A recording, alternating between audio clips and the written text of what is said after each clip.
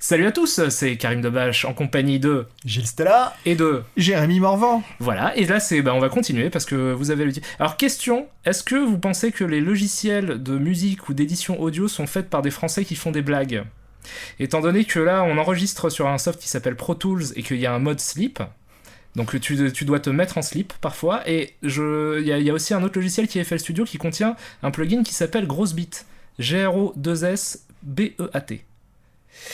Vous réfléchirez à ça, n'hésitez pas à revenir m'en parler sur Twitter, @KarimDebache. Alors, donc on va commencer le commentaire audio de l'épisode 7. On peut préciser qu'on a fait les 6 premiers épisodes hier, donc peut-être on nous aura oublié quelques trucs et on va se répéter, mais on va essayer de faire en sorte que ça se passe bien. Ouais. Tant que faire se peut. 5, 4, 3, 3, 2, 1 et 0. Ah, qu'est-ce qu'il est beau. Ah, aussi, ils sont magnifiques. Ils sont tous magnifiques. Donc, le bug dans la matrice dit la séquence de rêve, qui met en scène donc Orson Welles, qui est un grand réalisateur qui a fait La soupe au chou, La grande vadrouille, et donc on a donc animé le visage pour le faire. C'est quoi comme logiciel ? J'ai oublié, c'est Crazy Talk. Crazy Talk. C'est du Crazy Talk. Tu prends une photo et en fonction de la phrase, ça anime la bouche.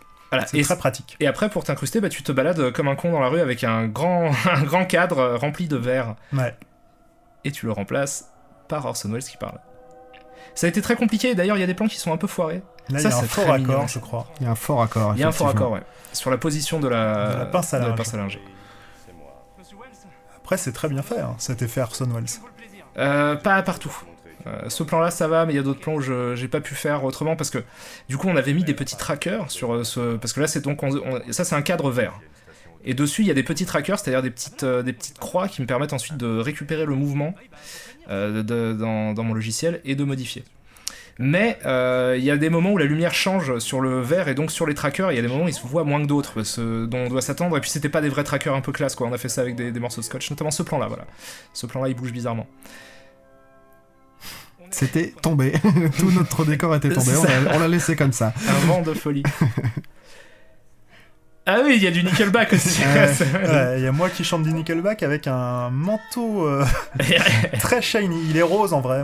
La lumière, on s'en rend pas forcément compte. Mais... Et moi j'ai une casquette en poil.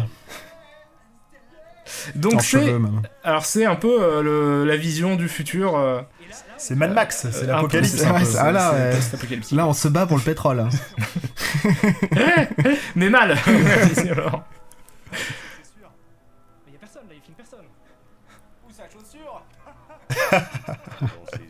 C'est drôle cette blague. Donc super voix off aussi. Ouais, c'est un acteur qui a une voix de ouf qui s'appelle Geoffrey Lopez. C'est un pote avec qui je faisais de la musique qui me l'a recommandé et c'est hallucinant. Il est arrivé, je l'ai mis devant un micro, il avait une voix de malade. Alors que c'était même pas un très bon micro avec lequel j'ai enregistré parce que je l'avais pas avec moi, mon bon micro. Et c'est trop cool. Ah, elle est super. Quand t'as des mecs qui font des voix comme ça, c'est trop un plaisir à enregistrer. Parce que ça sonne bien tout de suite. Tu l'as beaucoup retouché quand même ou pas ? Non. Et donc la vanne étant que on confond entre Citizen Kane, donc il parle de son film Orson Welles, et Vidocq. Absolument. Qui a donc beaucoup de points communs avec Citizen Kane.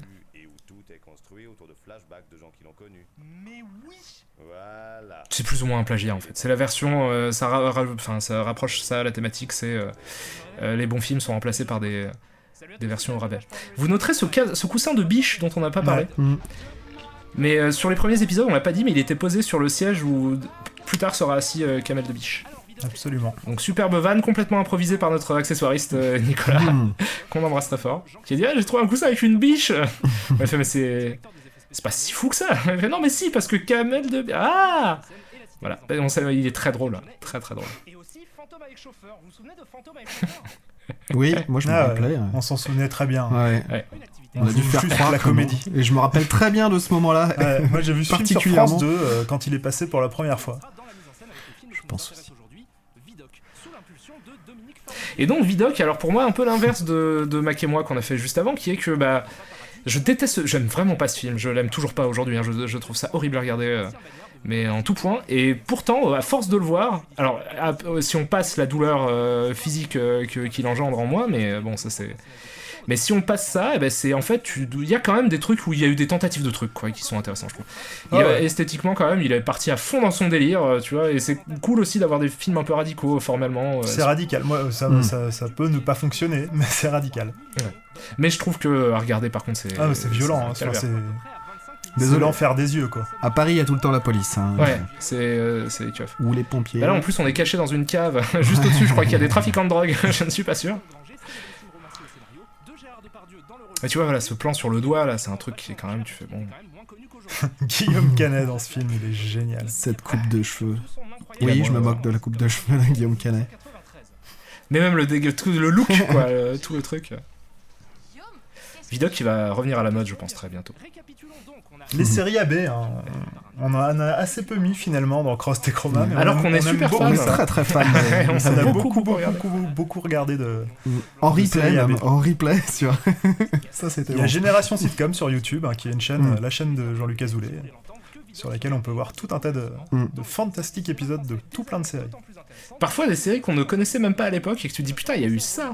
Ouais. Les Années Bleues, par exemple, c'est les Années Bleues. Hein. Non. Les Années Bleues, si, les Années Si, Bleues, les c'est Années le Bleues, Friends, c'est le Friends, ouais. Friends de Azoulay, Avant le quoi. groupe, quoi, parce que le groupe était déjà le Friends. Ouais, ouais. Enfin, c'était Non, mais là, vendu comme ça. ils habitent vraiment en face l'un de l'autre. Oui, non, c'est vraiment il y a Friends, c'est beaucoup plus Friends que le Tu sens que les personnages veulent être Rachel Chandler. Mm. Mais revenons à Vidoc. Pardon, oui. Même si c'est très intéressant de parler d'AB Productions. Vidoc, donc, et le numérique. Alors, cet épisode-là devait être encore plus ancré dans le lore de Chroma, parce que l'idée, c'était de parler de Vidoc pour parler du cinéma numérique. Et on avait pensé à tout un truc sur expliquer comment, techniquement, les pseudonymes transforment les films. En passant par Donc on voulait aller dans un truc un peu plus pointu sur la technique, mais on s'est dit que c'était pas nécessaire et que pour le coup, ça faisait vraiment trop d'informations. Parce qu'il y avait déjà pas mal de trucs dans cet épisode-là. Et ça, c'est fou. Mais dès que tu mets le film, hein, ça te... L'intro, ouais. Mais c'est- Alors, Wow, on a une petite calme-toi. anecdote avec Vidoc, je sais pas si on en a déjà parlé, mais c'est que un jour j'ai vu en Allemagne un Blu-ray 3D de Vidoc, et du coup je me suis dit il faut à tout prix qu'on regarde ça. Ouais. Ça m'a On coûté- était très enthousiastes On à a l'idée de commandé voir ça Vidoc en 3D. assez tard, très très heureux, et ça m'a coûté, je crois, en plus c'était cher, c'était pas un Blu-ray, ça devait être 30 € à peu près de faire venir le Blu-ray 3D de Vidoc d'Allemagne. Et quand on l'a mis, on était super dessus, c'était vraiment déjà, la 3D était complètement ratée. Et ça faisait encore plus mal aux yeux, quoi. C'était. Du coup, la tristesse, quoi. De se dire, tiens, il y a Vidoc en 3D qui existe dans le monde, et après de se rendre compte que non, en fait, c'est juste une boîte malveillante qui a fait une conversion rapide de Vidoc en 3D pour la vendre à des gens comme moi. Mais moi, je voulais... Vas-y, Karim, vas-y. Ouais, parce que moi, j'étais vraiment parti sur l'idée de... Je veux vraiment curieusement voir ce que ça ferait de la 3D sur Vidoc, mais de la vraie bien 3D, sûr, quoi. ouais. Et même si c'est surdécoupé, et même si ça fait mal aux yeux, je voulais vraiment avoir cette expérience-là. Et puis en fait, c'est une 3D automatique. Enfin, tu sais, les masques, ils sont tout moches. Et... Ouais, tu sens que ça a été passé dans un logiciel de conversion comme ce que ta télé fait, quoi. Un peu. Ouais. Ah, c'était la grosse déprime. Tu sais, film, si j'avais pas aveuglément confiance en ton honnêteté... Et il y a aussi, c'est extrêmement courageux. Bon, après, il y a des flashbacks et tout, évidemment. Il trouve des... Mais commencer par la mort de son personnage principal, ce truc À la Sunset Boulevard. à la Sunset Boulevard, mais même bien sûr à la Citizen Kane, mais parce qu'après tu suis un autre personnage principal, tu te dis bon bah du coup c'est peut-être un film sur lui, bon pas vraiment, parce qu'il trouve les astuces des flashbacks quand même, il y en a pas mal des flashbacks, mais te mettre Guillaume Canet quand on t'a vendu Gérard Depardieu en vidéo, effectivement. bon, tu fais tiens Ouais, c'est un la peu... loge. 3 jours, les 27, 28 et 29 juillet, durant lesquels ont eu lieu la Révolution de juillet, deuxième révolution française après 1700. À ne pas confondre avec les 30 Glorieuses qui n'ont rien à voir. Mais tu vois, ces plans-là dans la rue, moi je les trouve jolis quoi. Je trouve que là il y a... Non, et puis au niveau de la ça déco, marche, c'est chaud, ouais, quoi. Enfin, là, ça marche. Là, il y a vraiment il y a un travail de déco et de figuration qui est quand même impressionnant. Le film me fait plus penser à du Gilles Alors celui-ci, c'est 60. Ah. Alors j'ai vraiment fait ce tableau. Oui. Pour le tournage de cet épisode, ça a été un petit travail scolaire. Il fallait que je fasse un tableau. Le dimanche après-midi. Ah ouais. C'est ta première expérience de peintre? Depuis la collège, 4ème B, ouais, je Ouais. pense. Hein. Et ça s'est bien passé? T'as Je kiffé dessine ça très mal et c'est pas du coup une activité à laquelle je m'adonne régulièrement.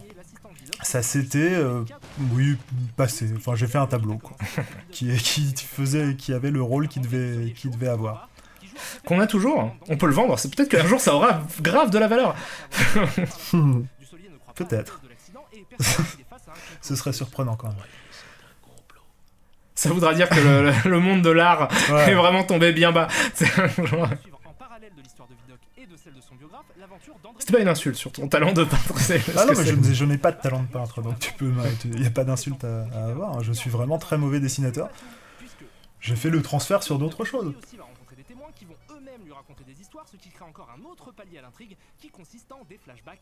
Ouais, la structure du film est originale. Tout a essayé d'être un peu original, mais tu sens que c'est juste vraiment aller un peu trop loin dans le... La journée de... C'est l'épisode de Gilles qui décide. Ouais.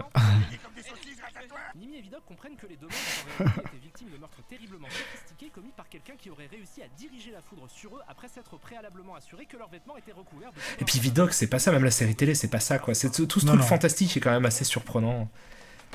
Bah, clairement. Et puis en fait, tu t'aurais pu penser que ça allait du coup s'intéresser à la carrière de Vidocq dans la police, ancien bagnard. Mais d'ailleurs, il y a un film qui va sortir bientôt Ouais, avec Vincent Cassel, de Jean-François Richet.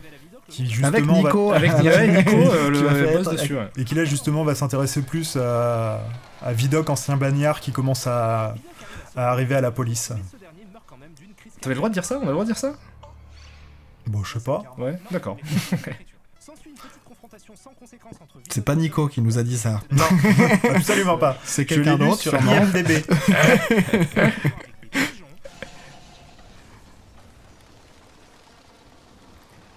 Et ça m'a tout de suite fait penser à ça. J'ai immédiatement pensé à... Je crois que la première fois que j'ai vu ça, j'ai pensé à ce plan. Bah, évidemment. Après, il n'y a pas énormément d'attaques de pigeons dans l'histoire du cinéma, peut-être. Si. Ouais, en fait, c'est sûrement ça. Ouais, non, c'est sûr que c'est ça. Bref, sur le chemin du retour, Pré en dit un peu plus à Vidocq sur qui étaient les victimes, à savoir des mecs bizarres qui aimaient se faire poudrer le visage par des prostituées, chacun son délire. Ce qui m'embête par contre, c'est que là on commence les flashbacks dans les flashbacks. Donc, Ils sont chelous, lui, il regarde vraiment bizarrement tout le temps. on va essayer d'ignorer la structure. Lequel? Les trois, hein, c'est Ouais, bizarre. ouais, mais celui de gauche, tu vois. J'aime beaucoup cette vanne. Quoi? L'essai d'ontologie phénoménologique. Donc d'abord, Alors, Parfait. elle est bonne. Allez, coupez. D'ailleurs, l'essai d'ontologie phénoménologique, que c'est pas si compliqué. Je l'ai dit déjà. Regarde, je peux le Ouais, faire. ouais. L'essai d'ontologie phénoménologique. Ça a Refais-le. été très très long. L'essai d'ontologie féminologique. Ça a pris. Putain, c'est fou, Ça ne hein. marche pas. Jérémy ne peut pas lire cette phrase. Ça a pris, je crois, 40 prises, un truc comme Ouais. ça, quoi. C'était complètement ouf. C'était genre, mais c'est incroyable que t'arrives pas à dire ce truc-là. Et parfois, moi je suis dans le plan, quoi. J'en peux plus, quoi. J'ai mal au dos, je suis penché sur ma caméra. Et Jérémy qui arrive pas à faire son truc. Et tu sais, tu commences à 14h, il est 15h30, tu fais attends, c'est encore là. L'essai dont. Ah merde. quoi? Pépé il a le pouvoir de se... Mais c'est un peu drôle que Jérémy dise. Enfin, la blague en elle-même est assez drôle. Ouais, ça Que ça Jérémy m'a fait marrer. connaisse Sartre. Du coup, Il s'y attend pas. Ah, c'est ça? Mettre en place un fastidio plan qui consisterait à apprendre à maîtriser la foudre pour la faire frapper vos victimes en utilisant comme Mais parce que ton personnage est un peu débile. Ouais. chapeau pour faire s'enflammer. C'est Genre, mon tu t'en rends personnage. compte maintenant Je tiens à préciser, c'est mon personnage. Oui, parce qu'il a quand même un IUT. Ah mon nom. L'IUT, Jérémy Morvan. C'est là-bas où on apprend à redoubler.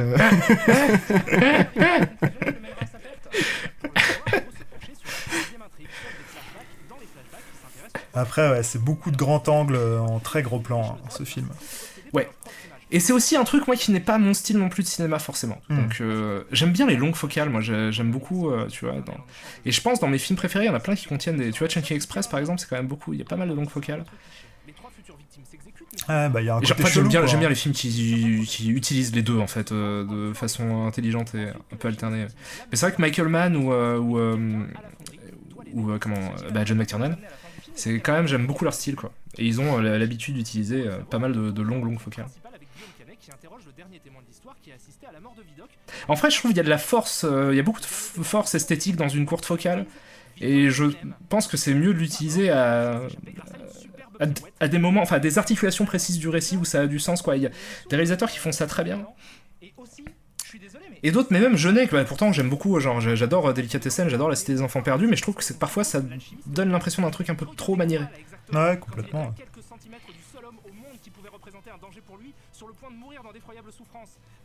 Et là, il n'y a pas un seul plan au-dessus je dirais, de 50 mm, quoi. C'est...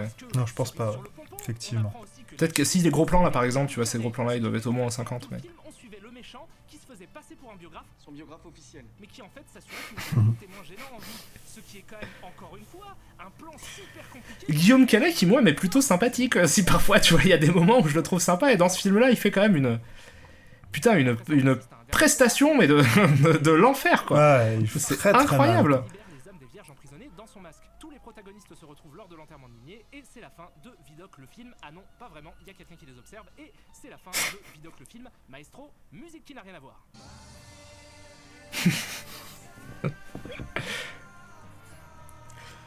Bon, déjà, comme je l'indiquais au début, Ça aussi, c'était loué. extrêmement ambitieux et surtout Ouais, bah on les reconnaît, ils sont un peu plus classe. Ils sont un Ouais, peu mieux. les costumes classes sont loués, les Ouais. costumes moches sont achetés. C'est quoi le meilleur costume qu'on a eu? Moi je pense que c'est Hamlet. Hamlet était très beau. Hamlet, il était classe. Très élégant. Et toujours d'ailleurs, vraiment Et le pire costume qu'on a eu c'est sur le dernier épisode. Mais ça se voit pas trop, mais il était vraiment d'une dégueulasse. On en reparlera. Ouais, carrément. C'est un des costumes les plus Mais ça répugnants. marche. Ouais, ça fonctionne. Ouais, mais ils ont fait un taf de fou, ils ont redécoré enfin, ils ont complètement démoli des rues, enfin, c'est complètement fou, quoi. Ah non, mais clairement. Et puis à l'époque, c'était aussi un gros film, quoi. On l'attendait. Mais la C'était première fois que je l'ai vu, l'événement. j'ai été effroyablement déçu. Ah oui, J'ai non, moi, j'ai considéré que trouvé c'était ça vraiment fou, la pire quoi. des merdes. Et il m'a fallu beaucoup de vision pour que je trouve à commencer des trucs pour que je commence pardon à trouver des trucs sympathiques dedans, quoi. Parce que c'est vrai que l'épisode est pas tant que ça à charge contre Vidocq, mais justement, il Non. lui trouve plutôt Et- des qualités. Hein. Et d'ailleurs, au départ, il était écrit de façon beaucoup plus catégorique et beaucoup plus méchante. La conclusion, c'est que c'était vraiment une effroyable merde. Mais ensuite, j'ai revu le film plusieurs fois et je me suis dit, c'est pas juste en fait. À force de le revoir pendant le tournage, pendant le montage surtout, ça m'a fait me dire, mais non, c'est pas vraiment exactement juste ce que je dis, ça correspond plus à ma première ou mes premières visions du film qu'à ce que je pense maintenant.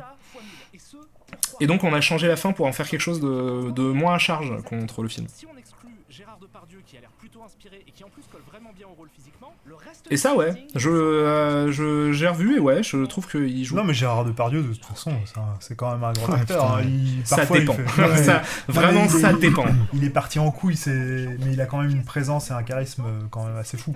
Ouais, ouais. Dans les années 70, avec Ah bah oui, on est dans les valseuses. Buffet des froid, trucs il comme est ça, incroyable dans le ouais, buffet froid, je trouve, trop cool. Mais c'est le syndrome, c'est comme Delon, quoi. Tu vois, c'est des mecs qui sont un peu partis en vrille, mais qui étaient des super acteurs. Et je sais pas si le phénomène que je vais décrire a un nom, mais c'est quelque chose qui me gêne toujours quand je le vois. À savoir que l'intrigue est subordonnée à la forme du film. Je vais essayer d'expliquer ce que ça signifie dans le cas de Vidocq. Comme vous l'avez compris, la structure du film repose sur des flashbacks racontés par les Et ça, c'est vrai, mais moi, on le fait un peu aussi. Donc, mais on essaie de le faire de façon un peu différente. Puisque sinon, il pourrait pas décrire ce qui s'est passé. Et du coup, ça donne plein de séquences où la présence de personnages secondaires. Et on fait toujours attention à ce que ça colle à la diégèse, quoi, qu'il n'y ait pas ce genre d'erreur-là, de trucs qui sont pas possibles. Évidemment, Tu vois, ça, c'est cramé à 1000 km, quoi. Elle ne fait rien pendant toute cette séquence, elle est vraiment juste présente pour la regarder. Et tout ça couplé avec le jeu des acteurs donne quelque chose de très faux à l'ensemble. Mais c'est même pas ce qui me dérange le plus.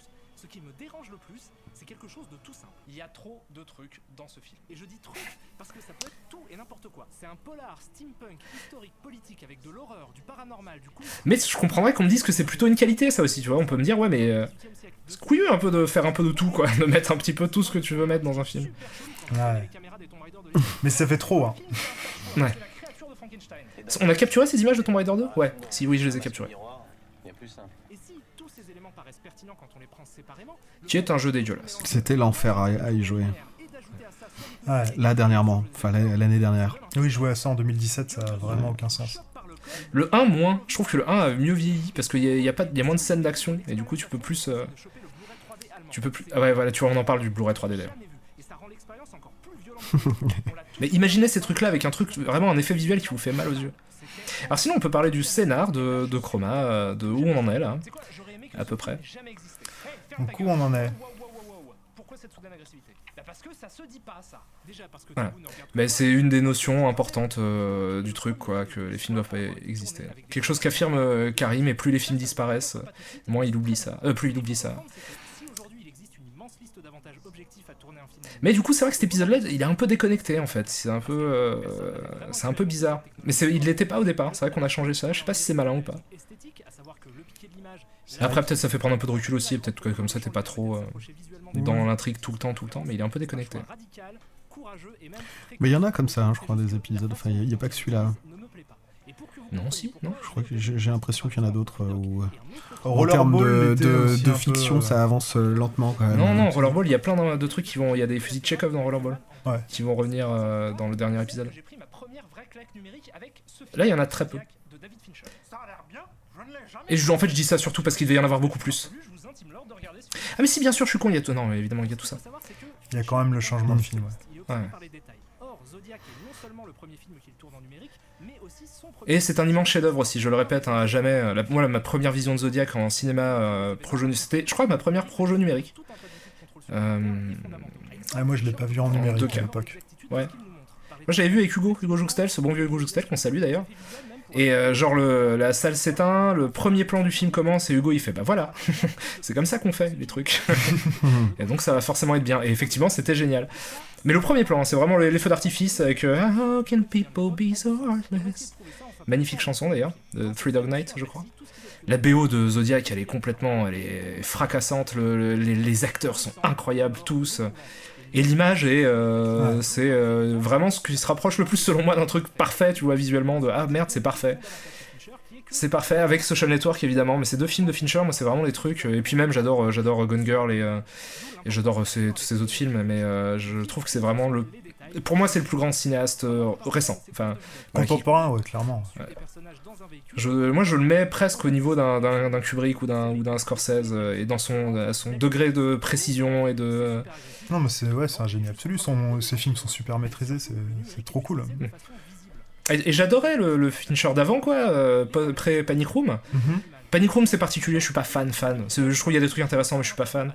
Mais avant Panic Room, j'aimais déjà beaucoup Fincher, et je trouve qu'en revenant avec Zodiac, il m'a complètement toute la partie séché, numérique, tout ce qui est post-Zodiac, c'est génial. Ouais.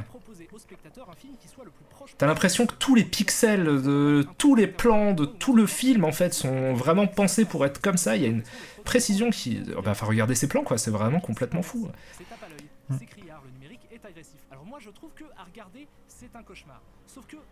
Et en termes d'effets spéciaux aussi, c'est précurseur sur bien des trucs, quoi. Moi, il y a des plans que j'aurais rêvé faire. Ouais. Peut-être les gens le savent pas, mais du coup, Fincher a bossé très longtemps dans les effets spéciaux avant de faire du cinéma. Et dans le clip aussi, il a fait pas mal de clips, notamment pour Nine Inch Nails.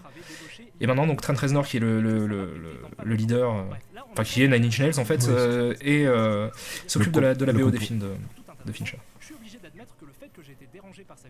Des BO qui défoncent toujours, la BO de Social Network notamment est vraiment super cool. Avec Atticus Ross d'ailleurs, il est pas tout seul. Qui a cherché volontairement à me mettre mal à l'aise, et ça correspond au sens qu'il a voulu donner à ces images. C'est donc, je pense, une utilisation assez pertinente du numérique. Ouais, t'as peut-être raison. Et tout ça va me permettre de conclure en revenant sur ce que disait John Belton. Je crois qu'il y a des gens qui m'en veulent de dire du bien de Vidoc, tu vois, j'ai vu qui disent ah mais non, c'est de la merde. Mais je suis un peu d'accord, c'est aussi de la merde, mais en même temps, je vais pas mentir sur ce que le mec a essayé de faire et qui est intéressant, quoi, mais c'est juste c'était pas fait vraiment pour moi du tout, quoi. Visuellement, c'est très précisément l'inverse de ce que j'aime. C'est-à-dire Zodiac, tu vois, c'est vraiment exactement l'inverse de ça. La Transamerica Pyramid, j'ai là. Magnifique Transamerica Pyramid à San Francisco.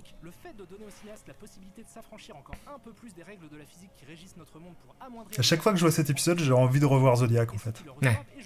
Mais dès que tu regardes un plan de Zodiac, tu te dis ouais, faut que je revoie ce truc parce que ça, ces plans, et les effets spéciaux sont tous transparents, c'est ce que je dis dans l'épisode, mais il y a des trucs fous, quoi. Quand tu regardes le making-of, je trouve que c'est presque aussi intéressant que de regarder le film, parce qu'il a fait des trucs sur les arbres. Là, je sais pas si j'en parle dans l'épisode des arbres, j'en parlais. Je ne suis pas sûr. Ouais. Parce que donc il va sur une des scènes, parce que donc Zodiac c'est tiré d'une histoire vraie, quoi, d'un vrai tueur en série qui est le tueur du Zodiac qui a sévi à San Francisco dans les années 70, et il y a un moment, il y a une scène de reconstitution d'un des crimes du Zodiac, du coup, qui se passe au même endroit, donc il a été tourné au même endroit. Et il se fait accompagner par les autorités, quoi, par les keufs qui étaient là à l'époque. Et les keufs lui disent le meurtre il a pris place ici. Et Fincher il dit mais vous êtes sûr? Et lui il dit ouais ça c'est. Et Fincher regarde, il fait mais non c'est pas là. Et il se balade un petit peu silencieusement et c'est là-bas. Et effectivement il avait raison, c'était là-bas. Et ensuite ce qu'il a fait c'est, mais comme il n'y avait plus les mêmes arbres au même endroit, il a fait replanter des arbres pour que ce soit exact, pour que les arbres soient situés exactement au même endroit. Il a rajouté des petits feuillages aussi. C'est trop fort. Et cette chanson est géniale aussi. Layla. Donc c'est Fincher, le tueur du Zodiac? C'est lui. Et là, vous avez pu voir que la moustache que j'avais n'était pas du tout la même que Ouais. Ouais. Complètement. Il l'aurait pas vu si tu l'avais pas dit, Gilles. Bah, on en avait déjà parlé, on l'avait annoncé que la moustache changeait un peu. Il fallait le dire. C'est vrai. Autant le dire maintenant. Mais c'est un épisode qui contient pas mal de petites erreurs techniques. On est désolé, on n'a pas pu vraiment faire mieux avec le temps qu'on avait. On a essayé de faire ce qu'on a pu. Parfois, on est sur le tournage et il y a un choix à faire. Quoi. Ouais. Où on décale tout et où on fait comme ça. Où on fait au Mais ça arrive dans plein de longs métrages aussi, il y a plein d'erreurs. Oui, plein de trucs. ça va. Y a pas... Et c'est pas des erreurs qui niquent le sens de ce qu'on dit, donc c'est jamais, je crois que c'est jamais trop grave. Voilà, donc on va passer au 8e épisode qui est Piège à Hong Kong, et je suis très content de présenter cet épisode, je suis très content de l'avoir fait, on discutera de pourquoi dans quelques minutes, si vous le regardez dans quelques minutes. Au revoir. Bisous. Salut.